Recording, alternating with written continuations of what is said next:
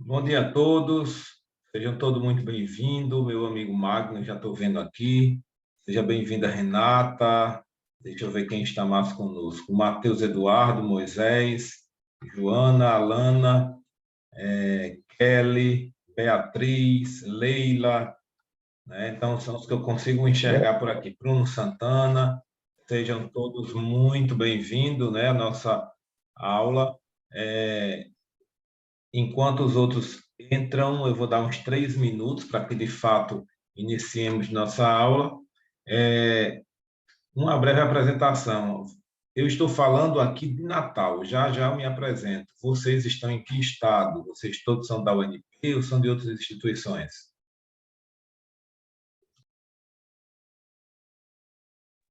Oi, professora, professor, bom dia. Eu estou no Goiás, em Ouvidor, da UNA de Catalão, só que eu sou da Bahia, moro em Salvador, morava, né, na verdade. Estou por aqui agora. Coisa boa, Joana. Seja bem-vinda, tá? É uma mistura aí do país afora, né, você? Aqui é Moisés, eu sou seu aluno na UNP de Salgado Filho. Oi, Moisés. Sim, sim. Que bom tê-lo aqui, tá? Valeu. Alana, eu sei, da Zona Norte, Magnus também, da Zona Norte, UNP Natal.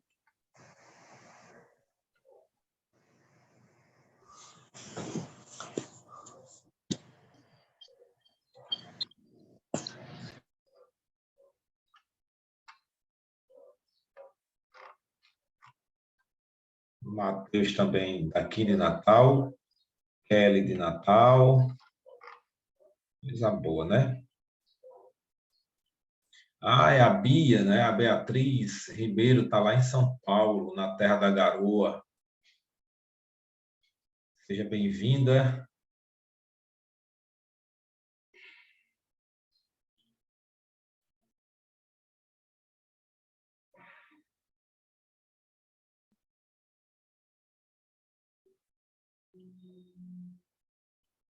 Pronto, enquanto os outros vão entrando, tá? Já são 8h49. Vocês terão uma agenda depois de mim. Depois da minha aula tem ética, né? Voltada para a contabilidade, para a profissão contábil. Eu sou o professor Técio, estou lecionando desde 2008, e já faz tudo isso desde 2008. Sou graduado em administração, tenho algumas pós na área de contábeis. Meu mestrado, tenho dois, um em educação e outro em administração. Meu doutorado está sendo como aluno especial, está sendo em administração também.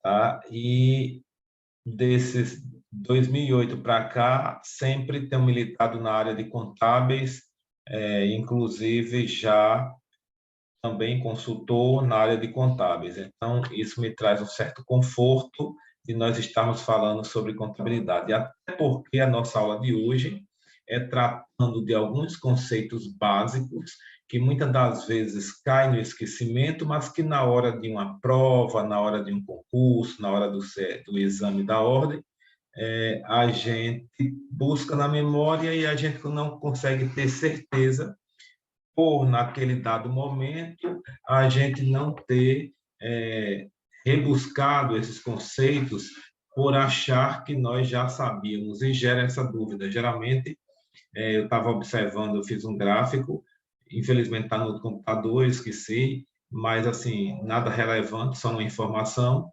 onde na prova do CRC, né, do CFC, a gente tem nessa parte conceitual aí entre 10 e 12% de erros, por erros comuns, por erros bestas, né? Por confusão de bens, direitos, obrigações, por confusão de estrutura do meu balanço, por confusão na questão dos princípios contábeis. Assim, se faz necessário a gente dar uma buscada nisso aí. Então, hoje eu vou trabalhar com vocês estrutura conceitual, elementos contábeis, patrimoniais e princípios da contabilidade.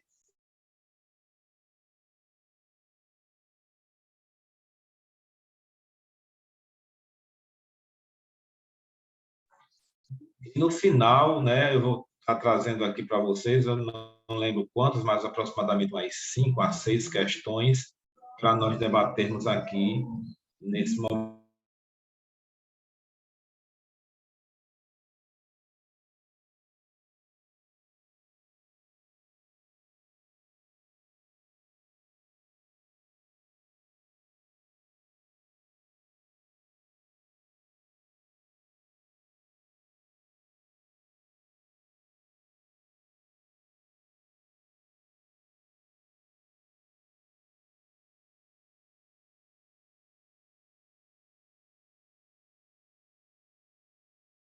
Gente, eu estou tentando aqui botar em modo de apresentação e não sei por qual motivo não está indo, tá? Eu vou trabalhar com vocês dessa forma, para não atrapalhar a nossa aula. Estava querendo botar naquele modo de apresentação, que ele fica maior, mas não sei por que não está indo no computador. Vamos lá, né? Sejam bem-vindos que já adentraram, né? Entraram mais 6 pessoas, 6 alunos, sejam bem-vindos. E qualquer interação, fiquem à vontade para fazê-la. Eu não gosto muito de dizer assim, não, no final da aula eu abro para debate. Às vezes, no final da aula, a gente já tem esquecido que a gente quer perguntar, o time passou, né? Então, fiquem à vontade e perguntem quando for necessário, quando vocês acharem necessário, porque para o professor Técio, nenhuma dúvida é boba, toda dúvida ela é essencial ser respondida. Revisitando os conceitos básicos de contabilidade, nós temos, iniciando, todo mundo está conseguindo ver aí? Está transmitindo para vocês? Sim, professor. Ótimo. Porque aqui, quando deu uma travada, eu não estava sabendo o que estava acontecendo, né? Então, vou ficar nesse modo de apresentação, infelizmente. O que é contabilidade? Contabilidade é um sistema que produz informação sobre o patrimônio de uma entidade. A contabilidade é um grande instrumento que auxilia na tomada de decisão.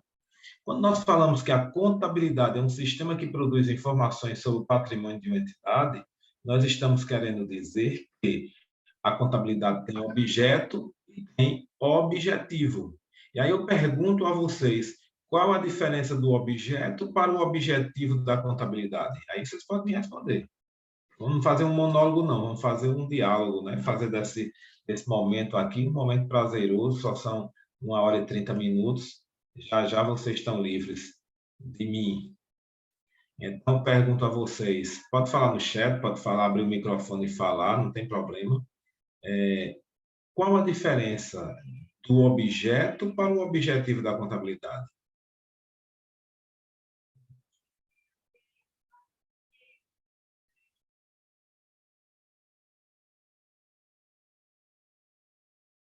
Pode errar, o momento de errar é agora, não tem problema. Nenhum aluno fala bobagem, não. Tudo é aproveitável, tá? Então, qual a diferença do objeto para o objetivo da contabilidade?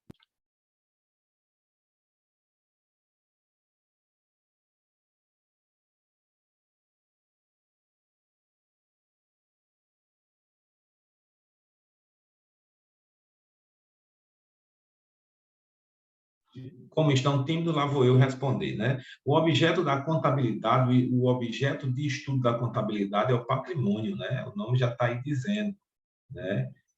O objeto é o conjunto, a Renatinha está botando aqui, o objeto são os bens, direitos e obrigações. Beleza, esse é o objeto. E o objetivo? Parabéns. Então, quando falamos em objeto da contabilidade, digamos assim, o objeto de estudo da contabilidade é o patrimônio, que é o conjunto de bens, direitos e obrigações de uma empresa ou de uma pessoa física, né? E qual é o meu objetivo, né? Qual o objetivo de estudo da contabilidade? Mateus está dizendo que o objetivo de estudo é fornecer informações. Mas quais informações? E aí eu já vou além, né? E respondendo, pegando um gancho do que o Mateus está dizendo, exatamente, da situação patrimonial. E que situação patrimonial? É exatamente as variações sofridas por esse patrimônio no dia a dia da empresa, né? Então, isso sim vai me trazer também, Renata, informações financeiras e contábeis, né? Existe lá na frente, a gente vai falar dos relatórios, na verdade, falar dos principais relatórios, e o relatório balanço patrimonial, ele vai me dar informação do patrimônio dessa empresa, como é que essa empresa está economicamente, e vai me trazer uma informação financeira no final, depois que ela é apurada pela DRE, né? Então, a contabilidade é um grande instrumento que vai auxiliar a todos na tomada de decisão. A contabilidade, eu sempre digo, a contabilidade, ela é, eu entendo assim, quando eu faço uma analogia, eu brinco com meus alunos e digo, feche os olhos e pense em algum objeto que traduz a contabilidade. Alguns já me disseram liquidificador, que bota tudo dentro do liquidificador e processa. Outros já disseram batedeira, porque forma um bolo de informações. Já eu, quando eu fecho os olhos e penso em algum objeto para traduzir a contabilidade, eu penso num funil. Sabe o que é funil? Aquele objeto que tem uma boca mais larga e afunila para colocar líquidos em algum litro, em algum recipiente. Eu penso daquela forma, a gente joga tudo dentro do funil e vai caindo gota a gota para auxiliar na tomada de decisão, vai me trazendo informações para a tomada de decisão. Então, a contabilidade é isso. A contabilidade, ela é um sistema que produz informação útil sobre o patrimônio de uma entidade. Dúvida, gente?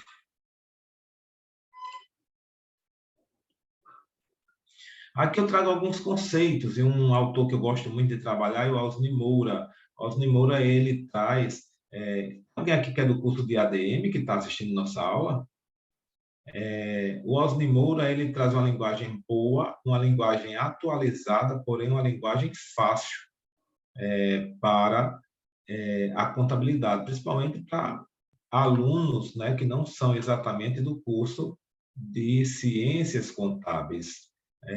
Matheus é de ADM.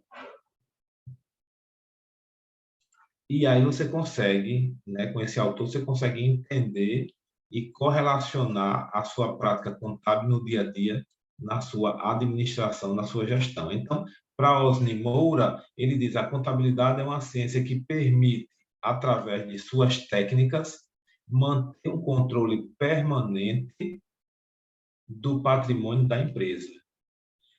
Aqui o autor fala através de suas técnicas. Quais seriam essas técnicas? Vocês lembram?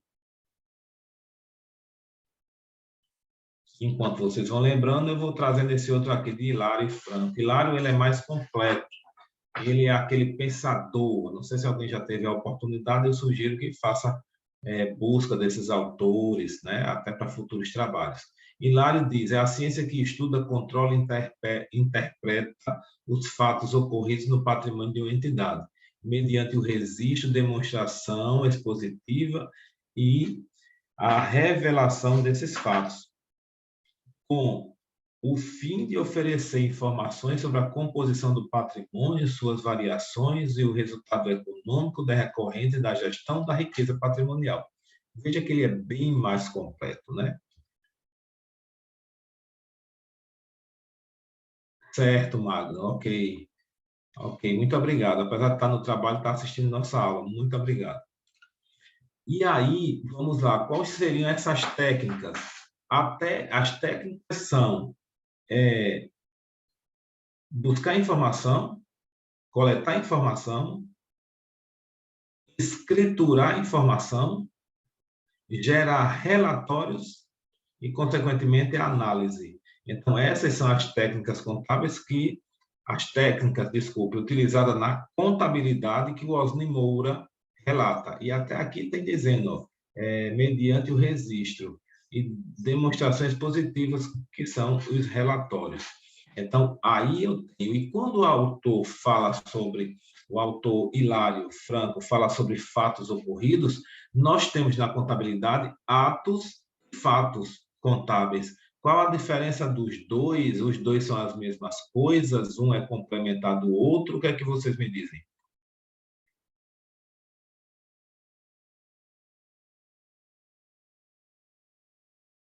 Atos e fatos contábeis é a mesma coisa? Um está relacionado ao outro? Um está integrado ao outro? Um é complementar do outro? Ou um é divergente do outro? Sejam bem-vindos, alunos que estão entrando, tá? Sejam bem-vindos. Vamos lá. O ato contábil, gravem isso, né? Isso cai muito em concurso, principalmente Banco do Brasil. O ato contábil, ele é o processo decisório. Tipo, estou avaliando a compra de veículos para renovar a frota da minha empresa. Enquanto eu estou nas reuniões, enquanto eu estou analisando, enquanto eu estou apenas no campo da decisão, é um ato contábil, ou alguns autores chamam de ato administrativo.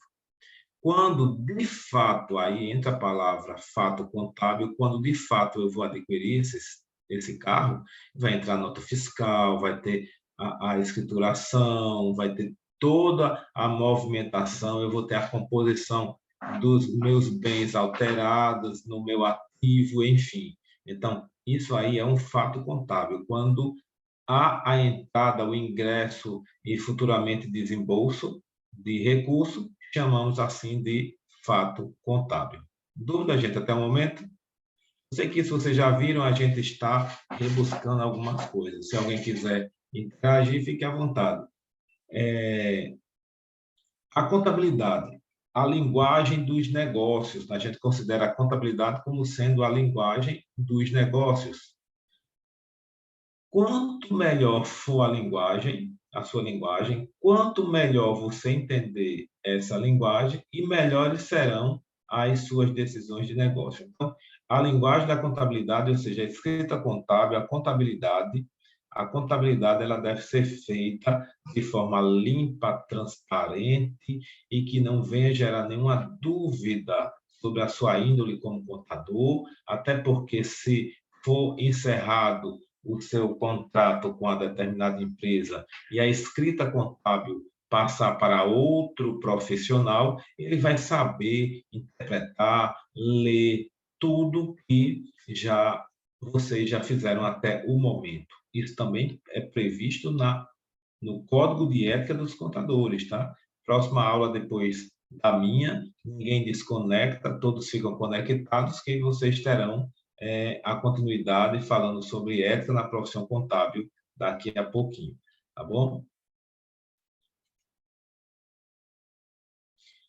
Cenários contábeis. A contabilidade surgiu da necessidade do donos de patrimônio, de mensurar, acompanhar e controlar as suas variações, controlar as variações das suas riquezas. Eu não sei se vocês já ouviram falar muito aí a gente vai usar um termo italiano, azienda. Não sei se vocês já ouviram falar nisso. Azienda nada mais é que fazenda que associou-se a empresas, né? Então, a contabilidade ela surgiu da necessidade dos produtores rurais e agrícolas de contar o seu patrimônio, daí surge o nome contabilizar o seu patrimônio. Nos cenários contábeis primitivos, né, bem antes, no início de tudo, como é que nós fazíamos a contagem desses bens, dessa riqueza? Nós contávamos através de traços em pedras, pintura rupestre, né? Então, pintava a quantidade na horizontal, um tracinho, tracinhos na horizontais, significava a produção em trigo, em feijão, em arroz, macarrão, enfim, de produção de massa. E o risquinho em pé eram os animais, que também era considerado e que são bens da empresa deles. Então, tinha essa necessidade. Lá para frente mesmo, 2 séculos depois, eu não sei se eu coloquei isso no próximo slide, 2 séculos depois, começa a surgir a necessidade do mercantilismo e esses mercantis começam a criar as feiras livres, né? E na criação dessas feiras livres, começou-se agora não mais contar apenas, e sim a comercializar. E a moeda da época era o escambo, troca de mercadorias por mercadorias, né? Aqui eu tenho a evolução da contabilidade. A contabilidade é tão antiga, né? Ela surgiu 4.000 anos antes de Cristo, tão antiga quanto a origem do homem, surgiu lá atrás no livro de Gênesis, quando o rebanho das ovelhas de Jetro, que era o sogro de Labão, para quem conhece a Bíblia, e considerado o mais antigo na riqueza. Era um homem muito rico da região ali de Jericó, de Israel, aquela região toda, e eles precisavam contar. Eles mandavam os seus filhos e mandavam os genros para contar essas ovelhas, né, e separavam em lotes para ter um maior controle. Depois teve a questão do 1000 anos depois, um século depois, as transações em cerâmicas, aí começaram os pagamentos de salários, de impostos para os reis, né, naquela época, rei Dário, enfim, e a partir do século XIII, aí foi o marco regulatório da contabilidade, né? A contabilidade passa a surgir, isso depois de Cristo, né? O século XIII passa a surgir com mais força, né? Comércio crescendo, aquele que eu falei do mercantilismo, da burguesia, as especiarias, e aí surge com muita força. E o pai da contabilidade, né, que a gente sempre fala, o precursor da contabilidade, sendo Frei Luca Pacioli, ele sendo italiano, ele percebeu que existia muita entrada de patrimônio, muita riqueza nas igrejas e ele não estava dando saída, não tinha como fechar, bater essa conta. E aí ele cria, por volta de 1494, o método das partidas dobradas. Para cada débito corresponde a um crédito ou mais crédito de igual valor. Então, nessa época, ele cria isso aí, né? Bom dia, Leilinha. Seja bem-vinda. E aí eu pergunto a vocês, quando falamos em método das partidas dobradas, logo nos remete a lançamento, a razonetes e etc. Aí eu pergunto a vocês, quais ou qual o tipo de lançamento existente? Existe mais de um tipo de lançamento existente e quais são esses?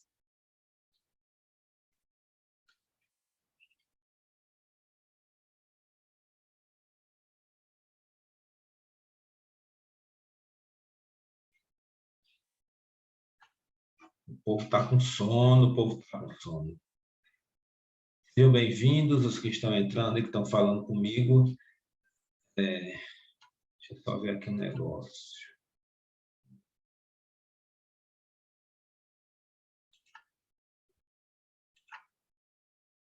Vou deixar para enviar esse material mais perto do final da aula. Eu mando por aqui mesmo. Quem vai entrar no final da aula vai estar dispensado a partir de 10h15. Vai ter posso colocar aqui também, vai ter um link para vocês acessarem, que é a questão da presença e futuramente o certificado. Então, voltando aqui, lançamentos, galerinha, nós temos 4 tipos de lançamentos. Nós temos lançamento de primeira fórmula, lançamento de segunda, de terceira e de quarta fórmula. Lançamento de primeira fórmula, uma conta devedora e uma credora. Lançamento de segunda fórmula, mais de uma conta devedora e apenas uma credora. Lançamento de terceira fórmula, várias contas credoras e apenas uma devedora. Lançamento de quarta fórmula, né, quarta fórmula de lançamento, nós vamos ter várias contas devedoras e várias contas credoras em uma única movimentação, tá? Então, aqui, voltando aqui, dando continuidade, a contabilidade, por volta de 1930, ela teve um boom nos Estados Unidos e em São Paulo, né, trazendo para São Paulo, a contabilidade, ela começou a ser bem trabalhada por volta de 1950. Veja que não é uma coisa muito antiga. Talvez vocês tenham pais, avós que nasceram antes dessa data. E, especificamente no Rio Grande do Norte aqui, 1952, quando teve o primeiro curso de graduação em Ciências Contábeis pela Universidade Federal do Estado do Rio Grande do Norte. Existia a Escola Técnica de Comércio, mas não tinha a validade que tem o nível superior, certo? Então, a escola americana se desenvolveu após a depressão, né, de 30, aquela crise de 1930, com inúmeras áreas de crescimento, que aí teve o boom, aí reforçou a economia, aí voltaram a um cenário todo diferente e, consequentemente, voltado para o crescimento lá nos Estados Unidos é muito forte, até hoje é forte a questão do mercado de capitais, bolsa de valores, valuation, não sei se vocês já estudaram, essa você, e, consequentemente, a questão de auditoria, né, auditoria contábil para rever se isso aí está ok. E a escola contábil americana, voltada para a tomada de decisão, domina nosso cenário de contabilidade atual. Então, o cenário brasileiro ele é baseado na escola americana, né? A escola contábil americana, não a escola conhecimento francês, não a escola italiana, e sim a escola americana, né? Qual o papel da contabilidade? Né? Qual o papel da contabilidade no cenário atual? Eu digo que os contadores sofrem bastante porque os empresários eles constroem as empresas, eles querem simplesmente que o objetivo seja lucro, mas querem lucro, mas não querem pagar impostos. Tem empresário que diz assim, o contador só serve para gerar imposto. Então, tudo isso vocês vão sofrer e sentir na pele, espero que não, mas que geralmente acontece. E qual é o papel da contabilidade? O papel da contabilidade é oferecer aos seus usuários um estoque de informações adequadas ao processo decisório estratégico da organização, da empresa. O que muitas das vezes hoje não é mais permitido, contadores, é aquele contador simplesmente que está para registrar a entrada e saída, a movimentação da empresa. A gente não quer um contador generalista.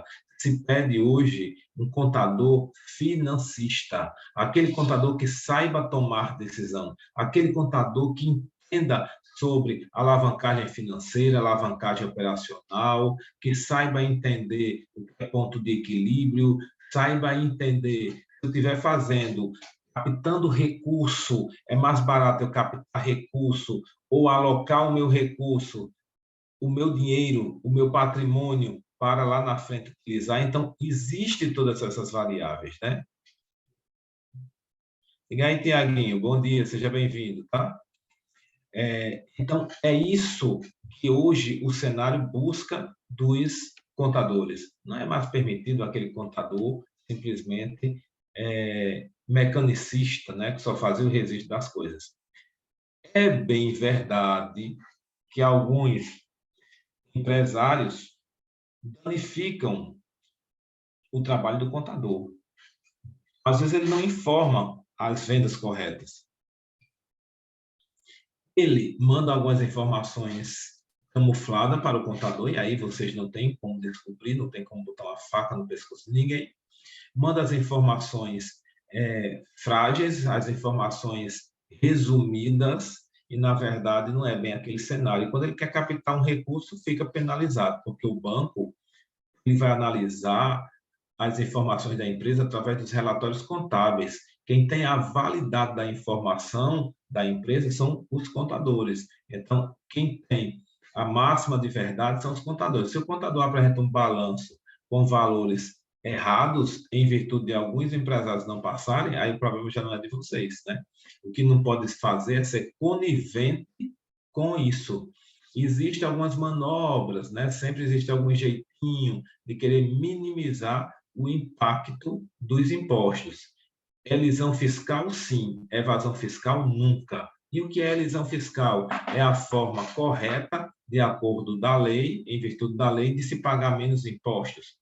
Buscar algum benefício fiscal, ver se o seu estado tem alguma benesse fiscal, observar se é melhor trabalharmos a questão da substituição tributária, ver a questão do planejamento tributário para que essa empresa saia do simples nacional e entre para lucro real, lucro presumido. Então, você fazer uma análise e dentro desse planejamento decisório e estratégico, como está aqui, ó, eu poder diminuir a carga de tributos da minha empresa, ou seja, da empresa a qual eu estou prestando serviço.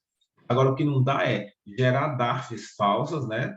Documento de arrecadação fiscal falso, com valores a menores, prometendo vantagem aos empresários para pagar menos impostos, de forma errônea. Isso aí é evasão fiscal. Lá na frente pode incorrer no crime de apropriação indébita, questão de fraude contra o patrimônio, né? Por aí vai, outros e outros crimes. Sem contar no ser acionado no Conselho de Ética, né? E talvez até perder o seu registro.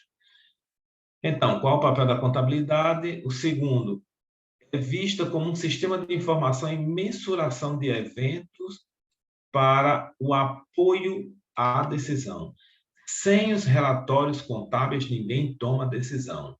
É como estar cego à deriva no meio do mar.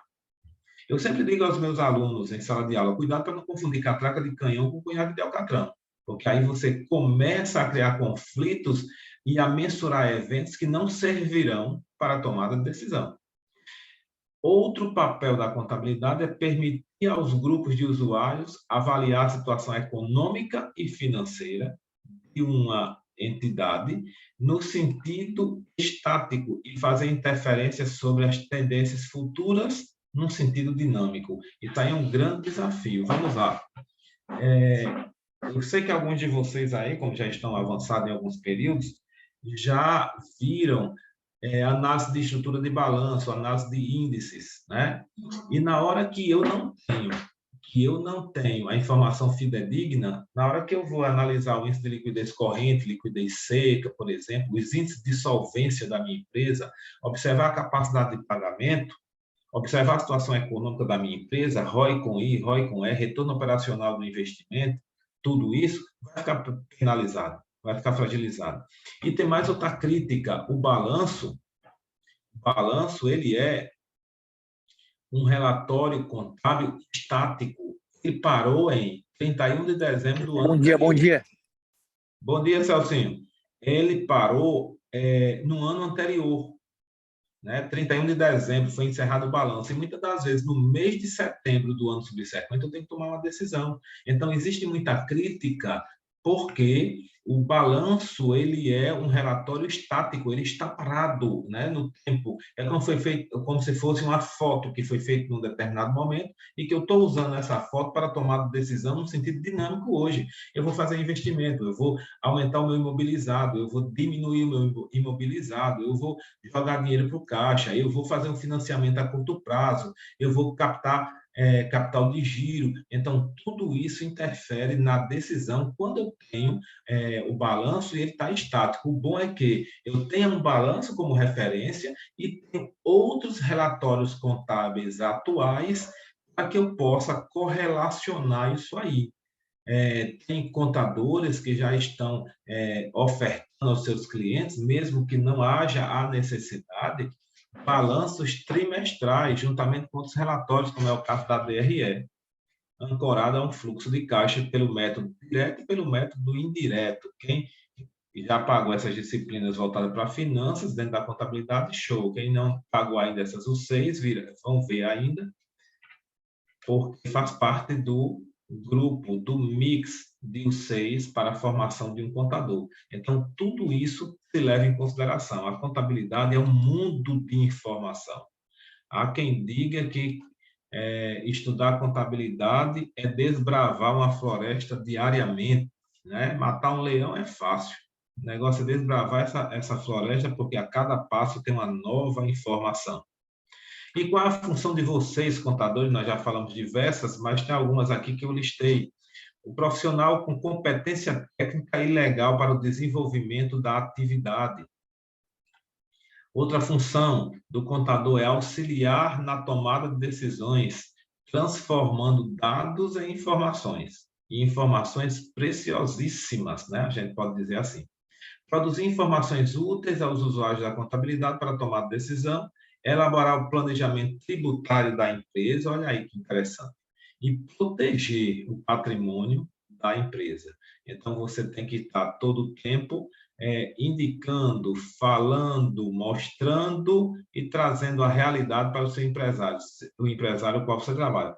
Se ele quer ou se ele não quer aceitar, o problema é dele, mas você deixa tudo isso amarrado para que você não seja culpabilizado futuramente por uma decisão errada da parte do gestor, né? Não entendi, Renatinha.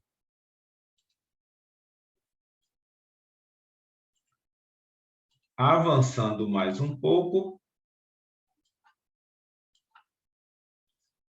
Contabilidade. A gente também sofre pela má gerência, né? Ou a falta de gerência, ou a ingerência, né? A falta de gerência ela vai causar ônus financeiros, vai elevar a carga tributária, encargos sociais, falta de recursos, juros altos, e muitas das vezes essas decisões tomadas sem respaldo e sem dados confiáveis provocam isso, e contabilidade irreal, distorcida, elaborada única e exclusivamente para atender o fisco. A contabilidade ela não foi criada para atender apenas o fisco, ela foi criada para atender todo um público, né? Os stakeholders todos envolvidos na operação. Mas, às vezes, tem essa impressão e tem contadores que trabalham só para atender o fisco. Sim, tá, sem problema, Renatinha. Outro exemplo de má gerência é o dono, o empresário, ele sair comprando indistintamente, sem observar o prazo médio de giro do meu estoque, tudo isso vocês têm como informar eles, sem observar a questão de prazo médio de pagamento a fornecedores, aí começa a ficar endividado. Quer ver outra questão de má gerência? Tem muitos empresários que estão falidos, eu sempre falo isso em sala de aula, tem muitos empresários que estão falidos e nem sabem, porque estão fazendo de capital de giro o uso do limite do cheque especial, é altíssimo, né? Quer ver outra questão de má gerência? Essas pessoas, pelo menos aqui no Nordeste, tá? Quem não é daqui do Nordeste, mas pelo menos aqui no Nordeste tem essa questão. O empresário vai, capta um certo capital de giro para jogar na sua empresa, ele troca logo o carro dele, compra logo uma Hilux e vai viver de vaquejada, que é um esporte do Nordeste, vai trocar a mulher dele fazendo um investimento por duas loiras de 20, que aí o custo se eleva e, na verdade, está botando a empresa para o buraco. E, no final, o contador tem que dar jeito à minha empresa. Vai faltar recurso, eu vou pagar mais juros pelo atraso de duplicatas e por aí vai. Certo? A má gerência vai exigir, nesse caso, de tudo isso que eu já falei, a experiência e o feeling do administrador não são mais fatores decisivos. Muitas das vezes, um elenco de informações reais que norteiam as decisões, informações contidas nos relatórios contábeis, mas muita gente despreza, muito empresário quer o contador só pro forma, para gerar impostos, como eu já disse, mas não quer tê-lo como auxiliar na tomada de decisão. Tá? Não sei se alguém aqui já passou por essas situações ou já viveram. E a situação ainda piora, porque nós temos clientes internos e clientes externos. Cliente interno são todos aqueles, não, já está dizendo que estão voltados para a gestão, para a administração. Eu tenho os administradores, eu tenho os gerentes, eu tenho os sócios, eu tenho os funcionários em si também têm interesse, né, para ajudar a entender a situação da empresa, e nós temos os usuários externos, que são os investidores, que é diferente dos sócios, eu tenho os fornecedores, instituições financeiras, eu tenho o governo, eu tenho o sindicato, eu tenho agências reguladoras, eu tenho outros órgãos de classes e etc. Né? Então, a minha contabilidade ela é criada para isso. E a situação piora mais ainda, porque internamente, muitas das vezes, eu tenho conflito e o contador ele tem que ser o mediador. Aqui no Nordeste, eu tenho 79,8%, dados Sebrae, 79,80%. Empresas são familiares. Pai e mãe são donos da empresa. Coloca os filhos todos mimizentos. Os filhos estão namorando, traz o genro, traz a nora, que traz o sogro, que traz a cunhada, que daqui a pouco está tudo dentro da empresa. Os princípios que a gente vai ver daqui a pouco não são obedecidos, e os usuários internos cada vez mais com conflitos e não sabem passar as informações aos usuários externos, prejudicando especialmente o trabalho dos contadores. Eu não sei se algum de vocês trabalha em empresa familiar, mas que é uma lástima em certas situações trabalhar em empresa familiar, porque a gente não sabe a quem obedecer. Né? Às vezes o dono da empresa diz uma coisa, a esposa diz outra, e quando você recorre ao dono da empresa, diz, olha, eu estou fazendo o que o senhor pediu, mas a sua esposa está pedindo para fazer isso, né? Gerar outro relatório. Aí o dono da empresa, muitas das vezes, para não criar problema, não faça o que ela está pedindo. E fica aquela coisa, aquela desorganização, aquela falta de comunicação perfeita. Então, é muito complicado trabalhar em empresa familiar. Não sei se algum de vocês essa experiência, né? Relatórios contábeis. Relatórios contábeis nada mais são que a exposição resumida e ordenada dos dados, como nós já falamos aqui. Relata os principais fatos registrados em um determinado período. São nos relatórios contábeis onde se materializa todos os fatos administrativos no auxílio da tomada de decisão. É o produto final de um processo contábil. É a leitura do passado estática para prover e prever um futuro dinâmico.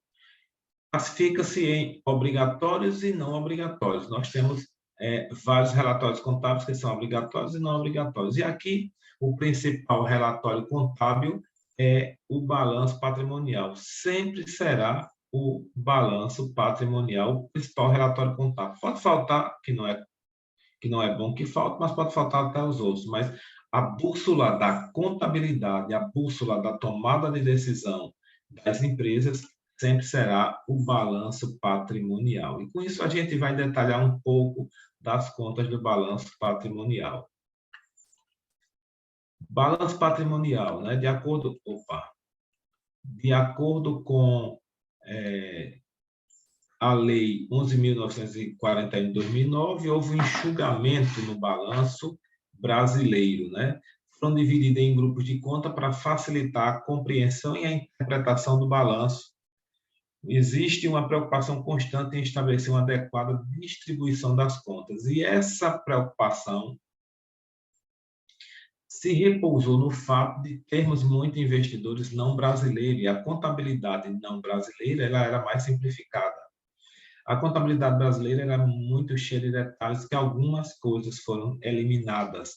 Então, hoje, o grupo de contas que faz parte do meu balanço patrimonial é o ativo circulante, ativo não circulante, passivo circulante, passivo não circulante. Alguns autores chamam de passivo exigível. E patrimônio líquido. Então, esses são os grupos enxutos que fazem parte do meu balanço patrimonial.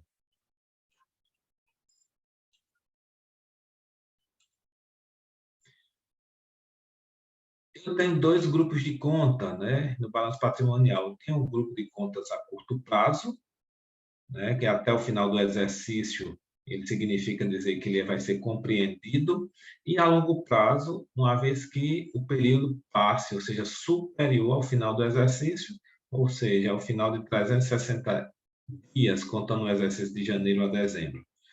Também estarão associados a liquidez de ativo e passivo e a facilidade de transformar o ativo ou obrigação em dinheiro, né? Então, eu tenho aquela questão de curtíssimo prazo, como, por exemplo, a disponibilidade, né?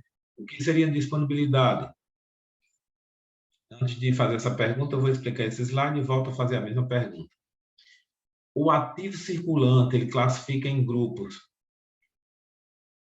onde itens de maior liquidez, ou seja, facilmente é transformado em dinheiro, e que serão transformados, consumidos ou vendidos a curto prazo, gerando assim capital de giro.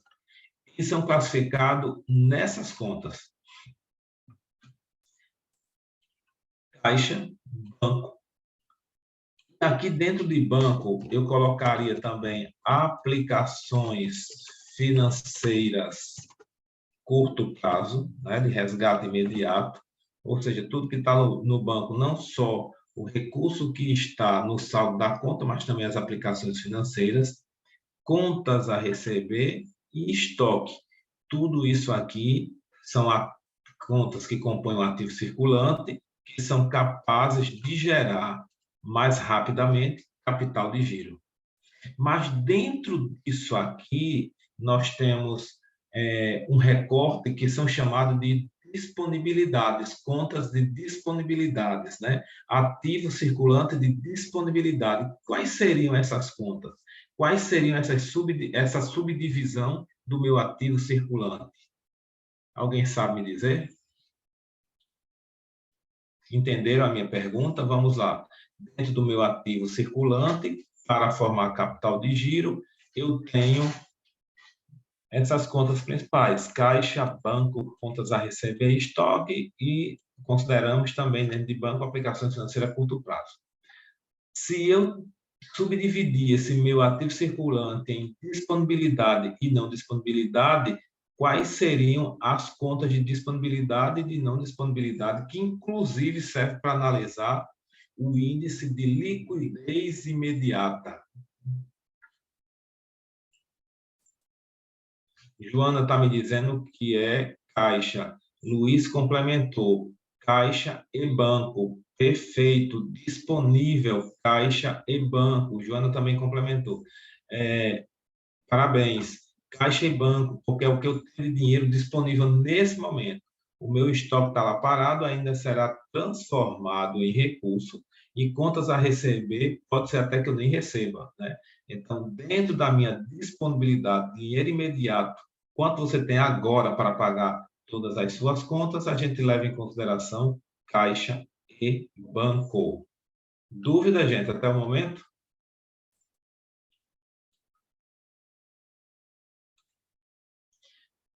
No balanço patrimonial, nós também temos o ativo não circulante, né? E a classificação nesse grupo são de menores liquidez, ele não gera dinheiro, não é transformado em dinheiro rapidamente.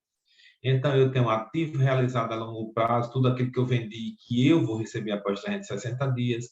Eu tenho meus investimentos, que podem ser transformados em recurso de caixa, mas não tão rápido. Eu tenho meu imobilizado, os móveis, os imóveis, que aí a gente pode transformar isso aí em recurso, pode ser que não venda tão facilmente, e tem meu intangível. Por falar em intangível, eu me lembrei da classificação dos bens. Eu tenho bens móveis e bens imóveis, correto? Eu tenho bens intangíveis e tenho bens tangíveis. Tangíveis são aqueles que podem ser pego, né, que tem matéria física, e intangível aqueles que não podem ser pego, que não pode pegar. E aí eu faço a pergunta a vocês: existem outros tipos de bens? Primeiro, antes de exemplificar, qual é o conceito de bem? Como você conceituaria bem para a sua avó? Sua avó diz: meu filho, você está estudando contabilidade, eu vi falando, ou minha filha, eu vi falando que existe um negócio chamado de bens. O que são bens? Como você conceituaria bens? Diga aí. Estou esperando no chatzinho, ou pode abrir o microfone. Como você conceituaria bens?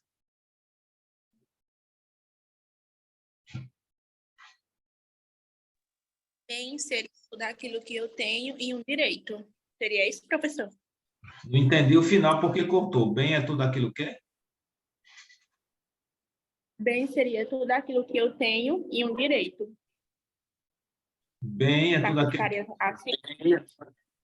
Bem é tudo Tudo aquilo que aquilo que eu tenho e um direito. Ficaria assim?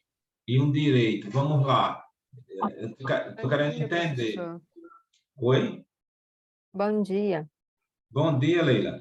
Então, o bem seria aquilo que a gente possui, tipo, um carro, ou um imóvel, ou até mesmo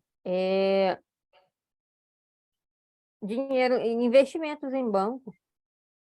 Beleza. Vocês me trouxeram exemplos, né? A Marcela falou uma coisa interessante. Bem é tudo aquilo que está em posse da empresa, mas que também pode estar em posse de terceiros.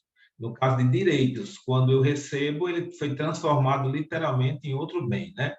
Agora, Leilinha trouxe aí vários exemplos, gostei muito. E para complementar a linha de raciocínio de vocês, que me ajudaram bastante a criar uma, é dizer o seguinte, bem conceituando ao pé da letra, bem é tudo aquilo capaz de satisfazer a necessidade humana e que pode ser avaliado em moeda corrente, né? Em moeda transformada em recurso, em dinheiro mesmo, né? E aí existe, né, vários bens, como vocês citaram aí. Existem duas classificações de bens. Eu não sei se alguns professores já falaram isso para vocês, mas existem duas classificações de bens. Uma é bem semoventes e outra é bem meritório. Qual a diferença dos dois? Desculpe. O que seriam esses dois bens? Entenderam a minha pergunta? Bens móveis, carro, moto, avião, etc. Bens imóveis, cadeira, sofá, computador, enfim. Bens intangíveis são todos aqueles imateriais que eu não posso pegá-los, nem tocá-los, mas que ele me traduz recurso financeiro, em valor financeiro, satisfaz a minha necessidade, como é o caso de marcas, patentes, fundo de comércio, luva, valorização das ações em bolsa de valores, por conta do meu capital intelectual, que são os know-hows que a minha empresa possui, de acordo com a capacidade dos meus colaboradores. Tudo isso são intangíveis. Mas o que seria bem meritório? O que seria um bem semoventes? Já ouviram falar nisso? Nesses? Não, professor, é a primeira vez que eu escuto esses dois termos. Pois é, Leilinha. Mais alguém? Marcela, você já ouviu falar em bem meritório e bem semovente? Já escutei de várias formas, agora desses dois jeitos, não. Nunca nem sabia. Beleza. Joana também está dizendo que não, né? Então, vamos lá, por conta da nossa hora. Já são 9h40, tem até 10h15. A Alana disse também a primeira vez que ouve, né? Que está ouvindo. Vamos lá. Bens semoventes cai muito em exame da ordem. Bens semoventes são todos os bens que se movem por vontade alheia. Olha que coisa interessante. São quem? Resumindo, os animais, vaca, boi, cachorro, enfim, cavalo, todos esses animais e que eles têm valor, né? Todos têm valor, você vende, dependendo do cavalo, por o sangue, você vende o sêmen, não sei por quanto, né? Não tenho nem ideia de valores. Eu também tenho a questão de reprodução. A vaca ele gera um bezerro, um novo animal. Então, bens semoventes, gravem para sempre, igual a animais. Bem meritório. Esse bem meritório não existe nas empresas privadas, só existe nas empresas públicas.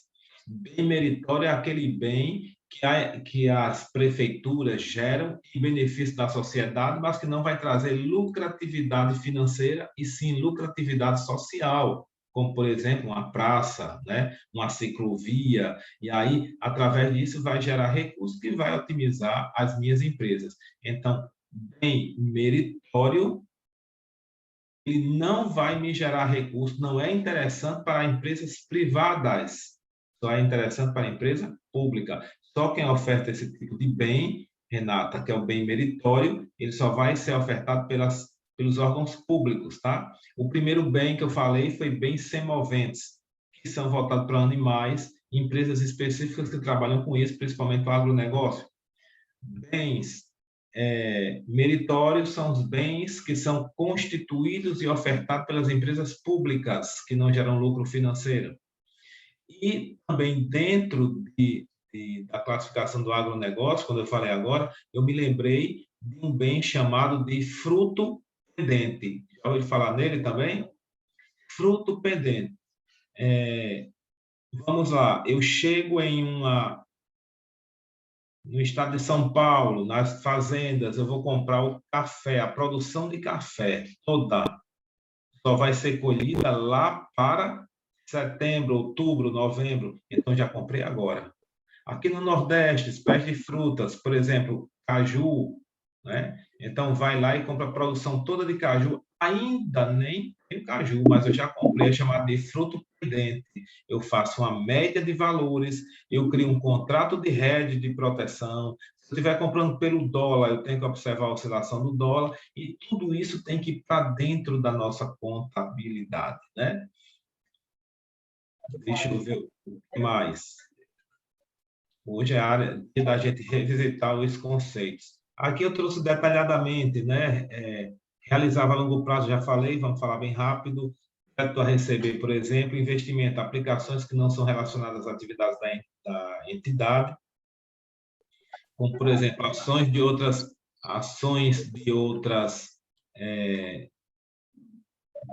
em outras empresas, participações, investimentos, enfim. Imobilizados são os bens corpóreos, aquele que faz parte da nossa empresa, né? Bens intangíveis são os incorpóreos que não podem ser pegos, como marca, patente, fundo de comércio, luva e etc. Se alguém tiver falando alguma palavra, algum termo novo para vocês, podem me questionar. O importante é que a gente saia dessa revisão com o máximo de conhecimento para vocês. No balanço patrimonial, nós também temos a conta do passivo circulante. São todas as dívidas com terceiros que nós temos a curto prazo, né?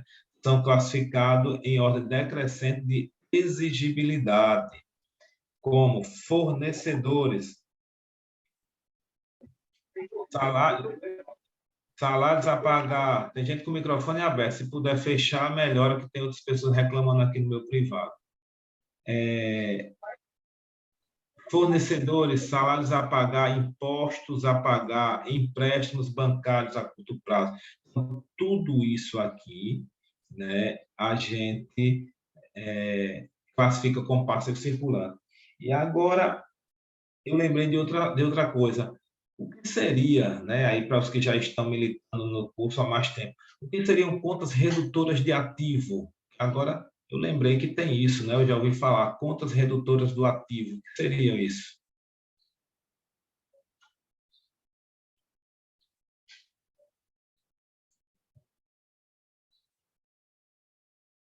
Contas redutoras do ativo.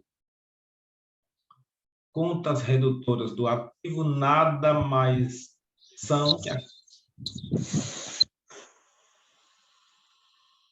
eu ver se alguém botou aqui. Certo, Nívia. Reduz o valor do ativo. Exemplo dessas contas que reduz o valor do ativo.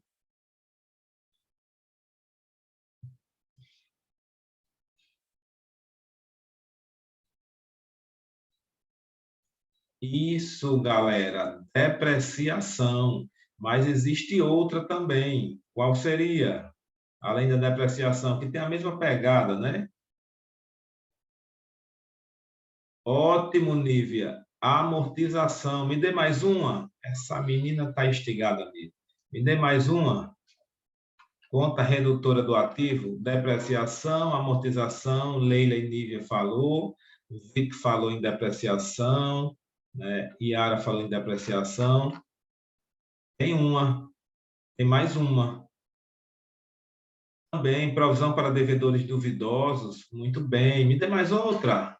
Olha aí, turma boa. Vamos parar na quarta, né? Eu tenho depreciação, amortização, tudo isso reduz o meu ativo, né? Uma vez que não está entrando recurso, só está saindo, está dilapidando meu patrimônio, está diminuindo meu patrimônio, minha capacidade de patrimônio. Tem outra, galera, chamada de exaustão. Já ouviu falar nisso, nessa conta? Exaustão, ela é utilizada muito para empresas que trabalham com extração de alguma coisa. Né? Eu tenho uma empresa de envase de água mineral, eu tenho uma mina que eu exploro, eu tenho um plantio grande de bananas, né? Estou trabalhando isso aí. Então, a extração mineral, exatamente, Leila, me faz com que eu trabalhe a questão da exaustão. A gente vai ver a puçança, né? A pusança, como eles chamam, trazendo para o italiano, da mina, ou seja, o fator de quanto tempo aquele dali vai ser possível explorar com o valor que ele me traz. A gente faz o cálculo da exaustão, que seria um tema para a nossa próxima aula, né? Muito massa, é muito bom. Veja, contabilidade é o mundo, nunca se esgota os conteúdos, nunca se esgotam. Balanço patrimonial, eu também vou ter o passivo não circulante. O passivo não circulante compreende as obrigações para com terceiros que são exigíveis a maior prazo, a maior tempo, né? Então, financiamento, empréstimos de sócios e por aí vai. Também não posso esquecer do meu patrimônio líquido, e no meu patrimônio líquido representa os investimentos dos sócios, dos proprietários, né? O capital que ele investiu, acrescido também do lucro ou do prejuízo incorrido, né? Em algum momento. Então, eu vou ter aqui capital social, reservas de lucro, reservas de capital, reserva para fins de incentivos fiscais. De acordo com essas reservas, aí agora eu lembrei também da questão da lei de dividendos, né? A lei de dividendos. Como é que a gente divide? Aí eu estou num básico, né? A nossa aula hoje é um básico, mas eu estou trazendo um plus em outras áreas que requer um conhecimento. Como é que a gente trabalha a questão da lei de dividendos, né?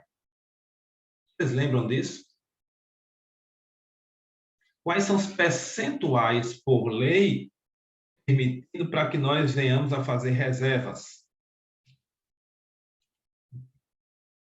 Leilinha disse que não lembra.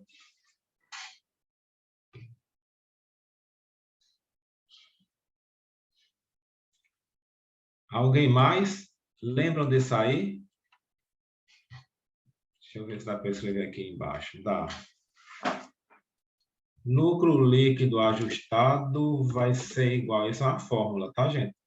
Vai ser igual a lucro líquido mais reserva de lucro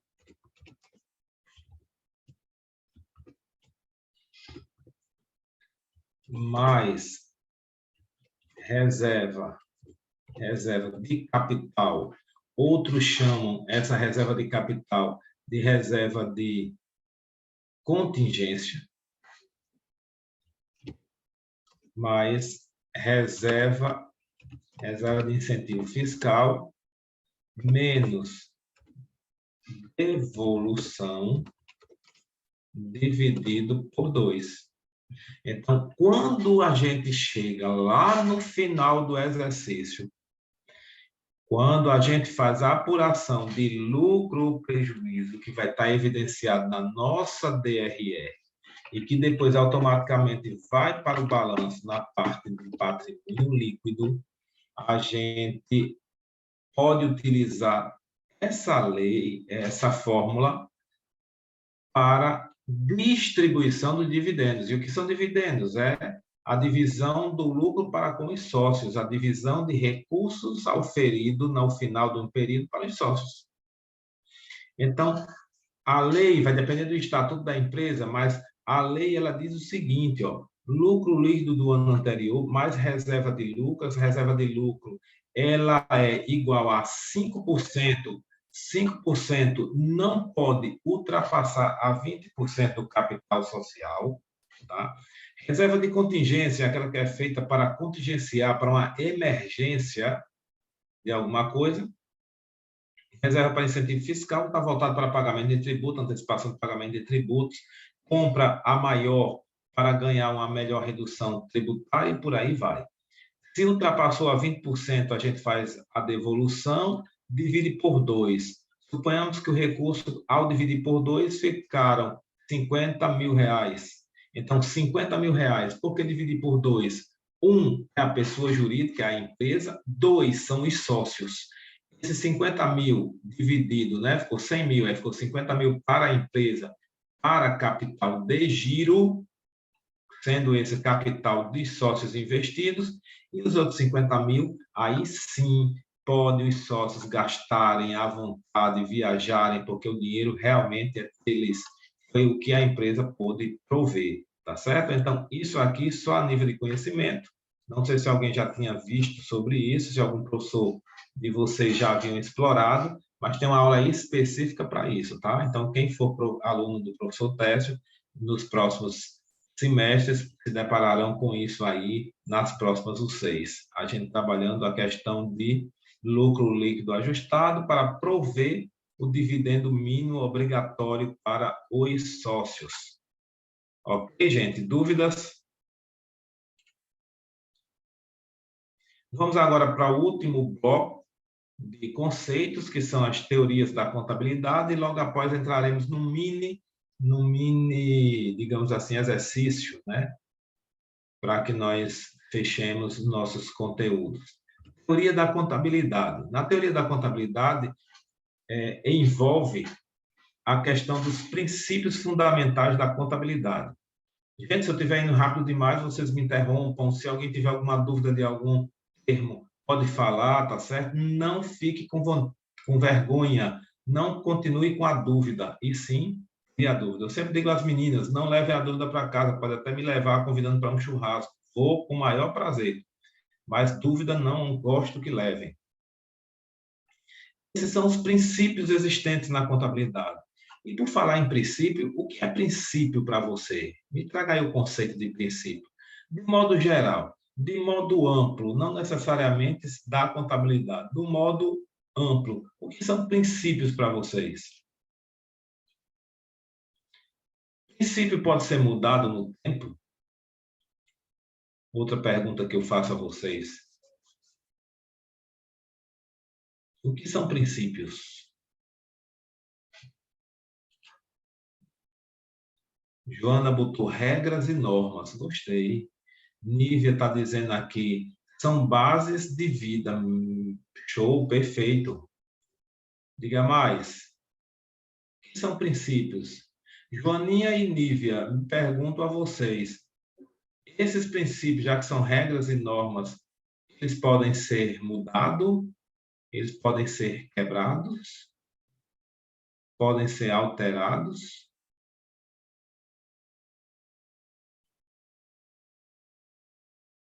Joana está dizendo que não. E aí eu concordo com Joana, princípios eles são imutáveis no tempo, né? Então, por mais que passe o tempo, Leilinha está dizendo que não. Nívia, acho que é algo tão sólido que mudar é difícil. Exatamente, concordo com você. A gente, muitas das vezes, a gente pode até deixar de lado alguns princípios, né? Mas quando precisar relembrá-los, aqueles princípios vão estar lá.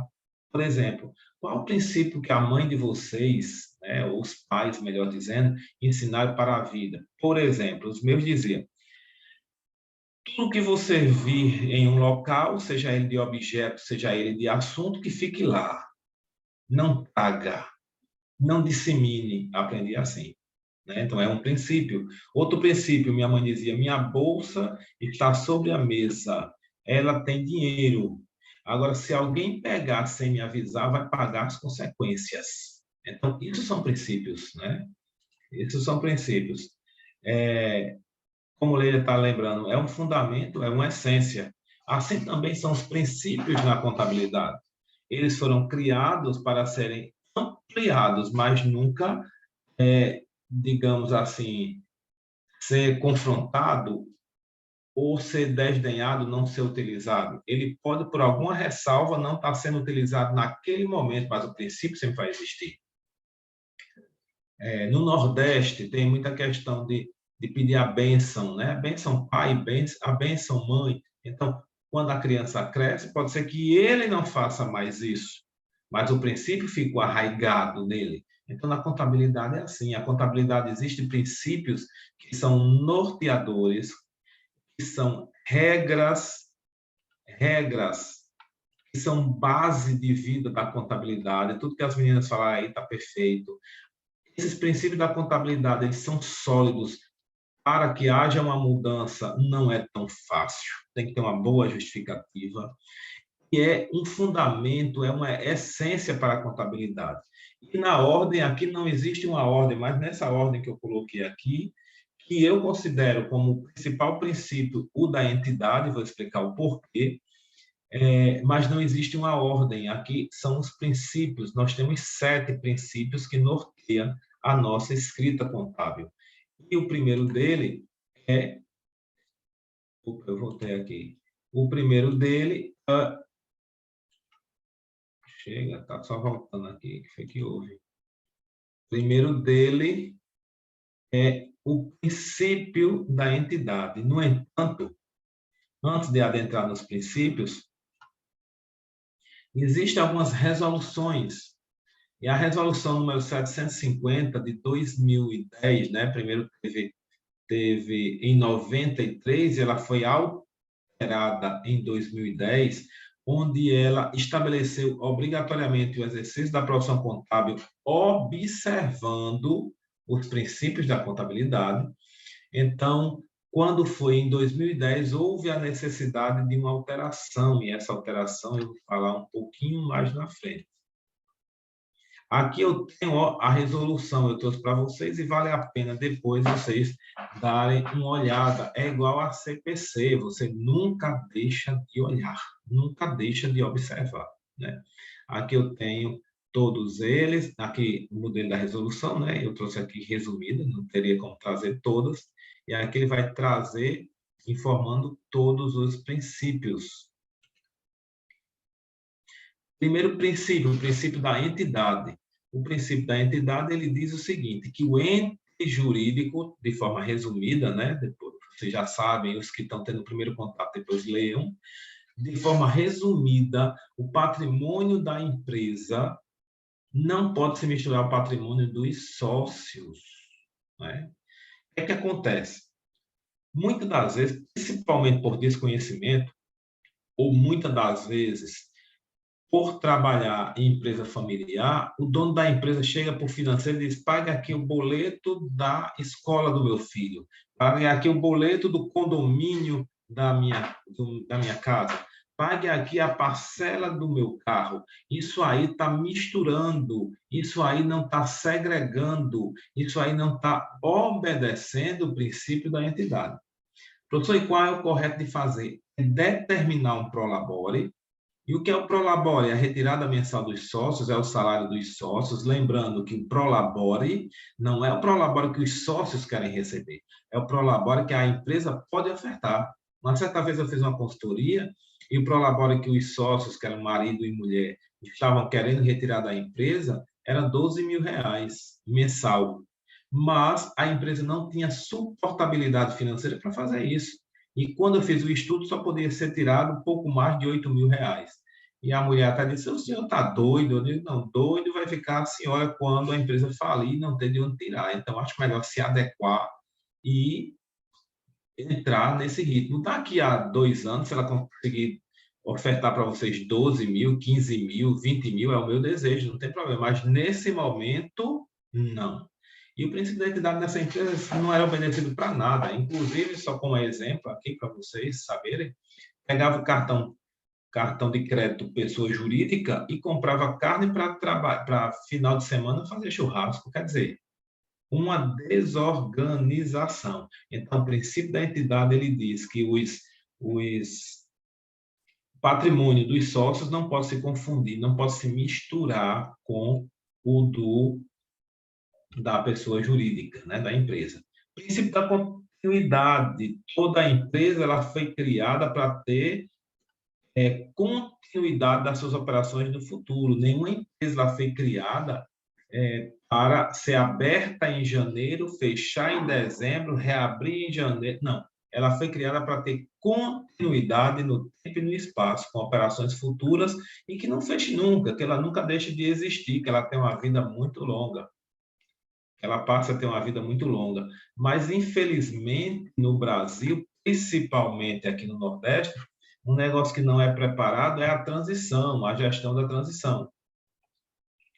O pai abre a empresa, o pai deixa de existir, o filho dirige a empresa mais ou menos e o neto fecha a empresa porque o neto era o menininho de voinho, o menino gastador e não sabe, nunca foi preparado para administrar a empresa. Então, o princípio da continuidade é isso. O artigo 5º da resolução do Conselho Federal de Contabilidade de 2010, ele diz que pressupõe que a entidade continuará em operação no seu futuro, né?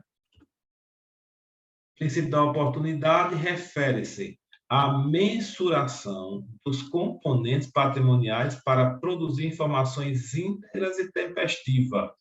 Ou seja, o princípio da oportunidade, resumindo para vocês, é dizendo que é oportuno, que na hora que aconteça o fato gerador seja registrado.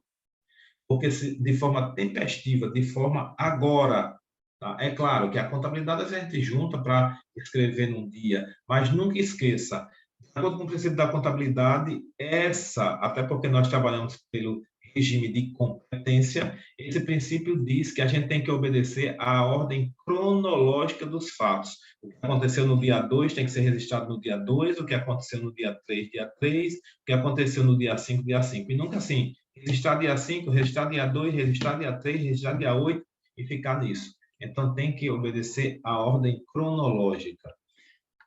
Princípio pelo registro do valor original. Esse princípio determina que o componente deve ser inicialmente registrado pelos valores originais da transação, expressa em moeda nacional. Quando eu tenho desconto incondicional, lembra da questão de desconto incondicional? Aquele que a gente já consegue no ato da compra. Vamos lá, eu tinha... comprei uma mercadoria por R$1.000, consegui um desconto de 10%. Então, a nota virá como 900, eu tive um desconto de R$100. Então, o valor original dessa nota será 900. Então, eu tenho que fazer o registro pelo valor original da nota e nunca pelo valor total ou pelo valor inicial, né? Então, o princípio do registro do valor original determina que os componentes do patrimônio devem ser inicialmente registrados pelos valores originais das transações expressas em moeda. Mas depois, se eu consigo um desconto, eu comprei e aí eu vou ter que fazer um novo lançamento, tá certo? Na hora que eu quero antecipar uma duplicata, conseguir um desconto, por aí vai. Princípio da competência, até que já falei agora há pouco, o princípio da competência determina que os efeitos da transação sejam reconhecidos nos períodos a que se refere, independentemente do recebimento ou do pagamento. Exemplo, eu recebi a conta de energia elétrica, eu vou fazer o registro, embora que eu só vou pagá-la lá para o dia 5, não teve saída de recurso, não teve desembolso, né? Regime de competência. Então, toda a nossa contabilidade ela é regida pelo regime de competência. Regime da prudência, desculpe, princípio da prudência, é outro princípio onde eu vou ser prudente e sempre, eu vou resumir, né, vocês vão ler depois, eu vou adotar o menor valor. Se eu estou projetando um faturamento anual de 1,5 milhão, eu vou trabalhar uma faixa menor. Eu vou trabalhar, por exemplo, 1.300.000. Opa, eu pretendo atingir 1,5 milhão, mas a minha realidade hoje seria 1.300.000. Então, eu nunca vou superestimar esse meu faturamento. Eu sempre vou prever, eu vou adotar um menor valor. Por que isso? Porque se tiver uma frustração e eu não consiga atingir a 1,5 milhão, tudo vai estar pautado em menor valor. Se tiver 1,5 milhão, eu fiz um empréstimo achando que eu teria um faturamento de 1,5 milhão, e aí eu vou colocar a empresa em risco financeiro.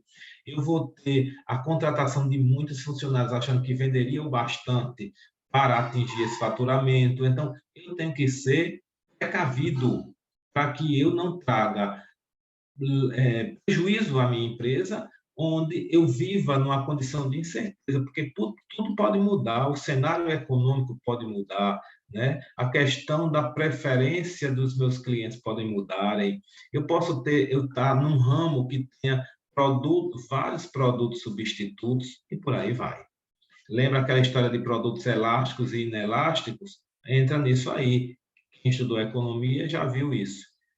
Fundamentos econômicos. Então, finalizando aqui a questão da teoria, o artigo 11 da resolução, ela diz que a inobservância dos princípios da contabilidade constitui infrações e é aplicável ao Código de Ética do profissional da contabilidade, né? Profissional contabilista. Erro de preposição. Então, isso aqui, esse temazinho aqui, ó, Código de Ética, vocês vão ver daqui a pouquinho vocês verão isso aqui. Agora vamos praticar bem rapidinho, tá? Vamos praticar bem rapidinho. Eu tenho 10h15, né? A gente termina isso aqui. Daqui a 5 minutos eu vou parar para colocar aqui para vocês esse material e colocar a lista de presença e que a partir daí vocês terão acesso ao certificado. Aqui eu tenho uma pergunta aqui, ó. De acordo com a sequência, diga qual a letra você marcaria. O usuário da contabilidade pode ser considerado como uma pessoa interna ou externa da empresa que tem interesse em conhecer os dados de uma entidade. A função da contabilidade do contador está voltada exclusivamente para satisfazer a exigência do fisco. Ao pensarmos numa empresa, devemos entender o que ela tem, o que ela deve, bens e direitos e obrigações. A contabilidade é uma ciência social, estuda o comportamento das riquezas e integra o patrimônio em face das ações humanas. Qual letra você marcaria? Letra A, letra B, letra C, letra D ou letra E? Dá para a gente fazer umas 3 questões ainda. Diga aí, qual a letra você marcaria?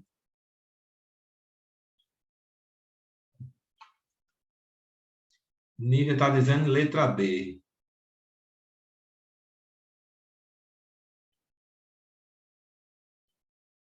Quem dá mais?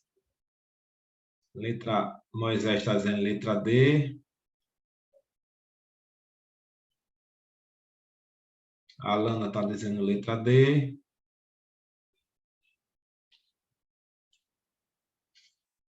Vamos ver aqui, né? Qual seria a letra? Iara, Leila, né? Todos estão falando letra B. Vamos ver aqui. Letra D. Perfeito, parabéns. O que é que está de errado nessa questão aqui? Vamos lá. A função básica do contador não está voltada, até falei isso em aula, para satisfazer a exigência do fisco apenas não, né? Nós temos várias outras coisas a serem atendidas, como relatórios, atender a fornecedores, a stakeholders e por aí vai. Quando eu falo que ativo é maior que passivo, sendo A o ativo e B o passivo exigível, nós teremos o quê? Uma inexistência de dívida ou inexistência de ativo, um passivo a descoberto, um passivo menor que bens e direitos, ou uma situação superavitária.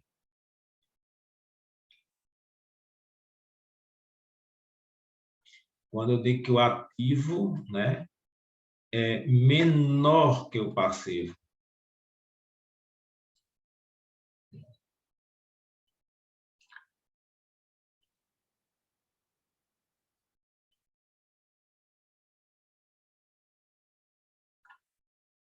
Isso. Perfeito. Ótimo. Olha aí como vocês estão bem. Passivo a descoberto. Embora que eu não... O que é passivo a descoberto, né? Quando o passivo está maior que o que eu tenho de bens e direitos. Beleza? Ótimo. Vocês estão ótimos. Próximo, o conjunto de marca, credibilidade da empresa, funcionários bem treinados, fazem parte de quê?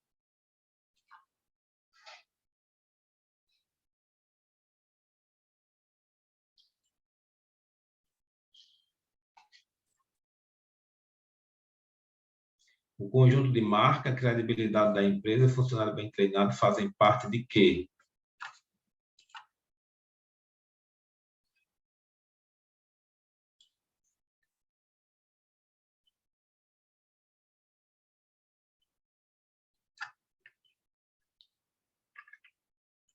Isso, estou achando massa, vocês estão super afinados, né? Do ativo, que é, muito bem, todos acertaram, né? Do ativo da empresa e é conhecido como bem imaterial, né?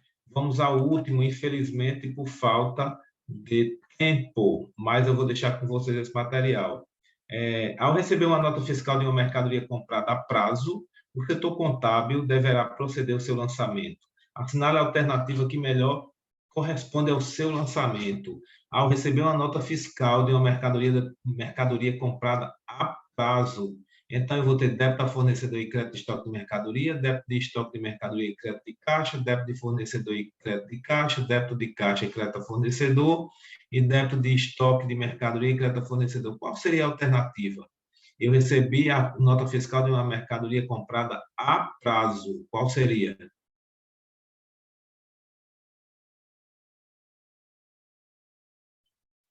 Lembre-se, aquela regrinha básica, é debitado pela entrada e creditado pela saída. O que é que está entrando na minha empresa? Né? O que é que está entrando na minha empresa? Está entrando mercadoria. E quem está me dando crédito? Exatamente, fornecedor. Parabéns, todos mandaram muito bem. Então, eu vou parar aqui de compartilhar para poder mandar para vocês o material e vou mandar a lista de presença agora, tá bom? De toda forma, muito obrigado. Esse meu obrigado aqui, ó, vem com um pouquinho verde, que significa final de semana. Aqui em Natal, praia, muito sol, muito mar, muito turismo de aventura. Aproveitem bastante, curtam bastante, porque a contabilidade está na mão de vocês, está no destino de vocês. Vai sim, Adriano, vai ficar gravado. Vocês Ô, serão professor, os contadores. Oi. a atividade você vai mandar por onde? Vai deixar lá no like, é? Eu vou mandar agora por aqui, pelo bate-papo da gente no chat. Vocês vão Ah, sim. baixar agora na máquina de vocês, tá certo? Deixa eu mandar aqui agora.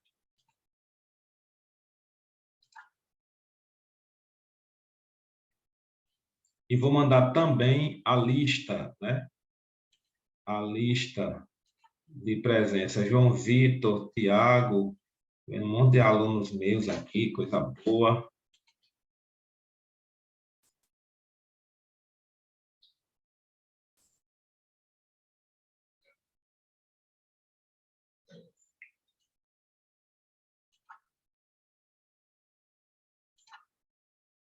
Já está aí no bate-papo, né, no chatzinho aí para vocês.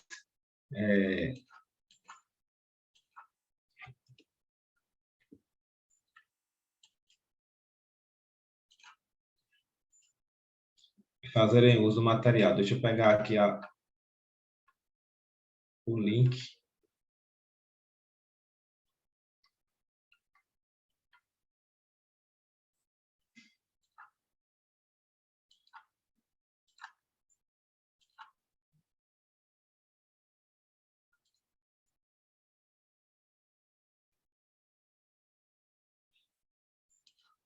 Adorei essa aula com vocês, tá?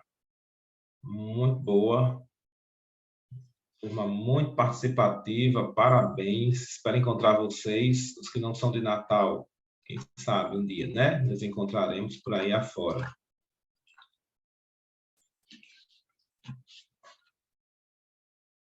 Não saiam do link, tá? Porque vocês terão outra aula, aqueles que assim desejarem, né? Não é obrigatório. Mas vocês terão outra aula, dessa vez voltado para ética na profissão contábil.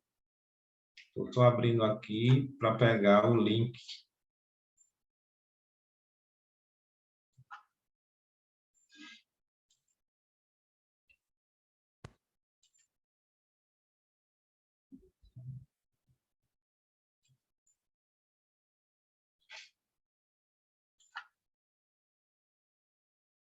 Leia, valeu, Joana, muito obrigado. Fico feliz que vocês gostaram da aula, tá? Espera aí que eu mando já o link para... Tá demorando a abrir aqui o negócio.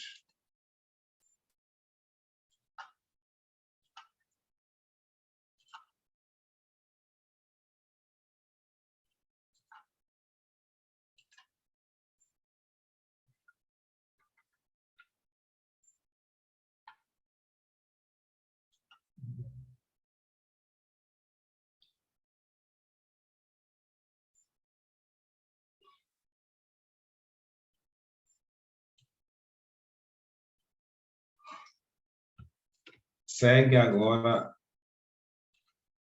o link para a lista de chamada e futuramente vocês pegarem o certificado de vocês, vai valer hora aí, vai ter o certificado, coisa boa, né? Fiquem à disposição. Tá? Eu fico muito grato a vocês, né? Vou deixar aqui também, o meu contato foi no material, tá? Tem o Insta, quem quiser, um acesso mais rápido, se não, também tem um e-mail, tá? Beijo no coração de vocês, ótima aula e até o nosso próximo encontro. Quem sabe se nos encontraremos aí em outros cenários, tá? Valeu, Igor. Valeu, Magna. Valeu, Joãozinho. Saudade, até terça, né? Renatinha, muito obrigado. Leila, Joana, Tiago, todos. Moisés, muito obrigado, Moisés. Enfim, um abraço. Beijo. Quem foi que mandou? Até terça, Tiago.